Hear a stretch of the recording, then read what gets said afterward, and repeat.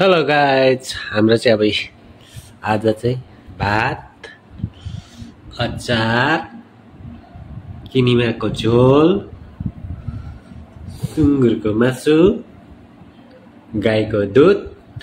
अब हाम्रो भोजन हुँदैछ है त।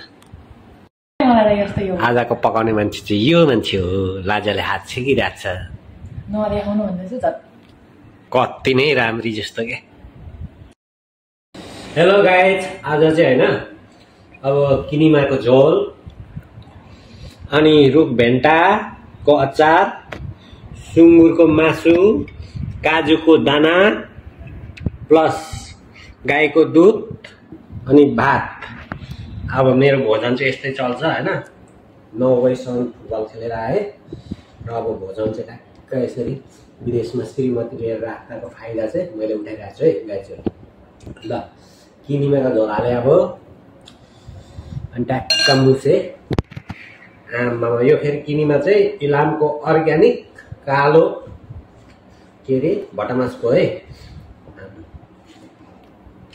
गाइजहरू एक गाँस निरेसी खाएँ ल।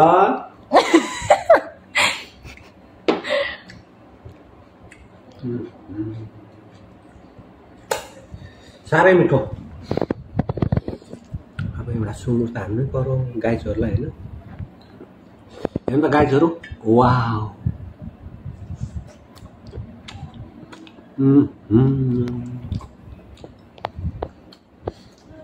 फुल चाहिँ नलिनु ल गाइजहरू।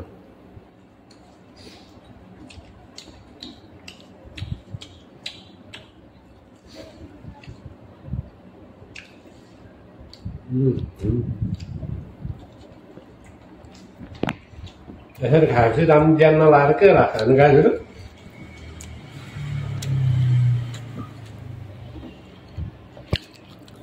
गाईहरू अहिले त खाँदा नि मिठो भएको थियो। यो किनिमाको झोल पनि, यो टमाटर पनि, यो सुँगुरको मासु, भात पनि, दुध पनि।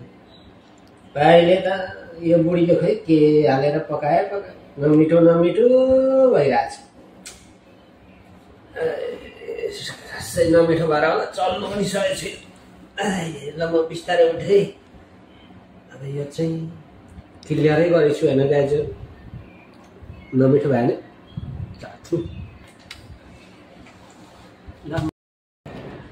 ल साथीहरू हेर्नु है, म चाहिँ यत्रो काम गरेर होइन, बिहानदेखि पनि काम गरेकै।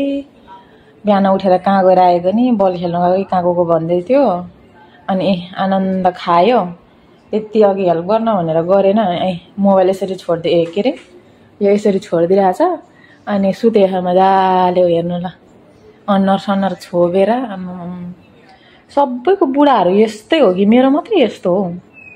यस्तो रिस उठेर नि कच्चा कुचुक पारिदिनु जस्तो रिस उठिरहेछ मलाई त नि। अनुहार देख्दा पनि सबैको बुढीहरूलाई पनि आफ्नो बुढा देख्दा यस्तै रिस उठ्छ कि मलाई मात्रै उठेको हो? हेर्नु न, यहाँनिर यति काम गरेर गरेन। म त छक्क पर्छु भनेको।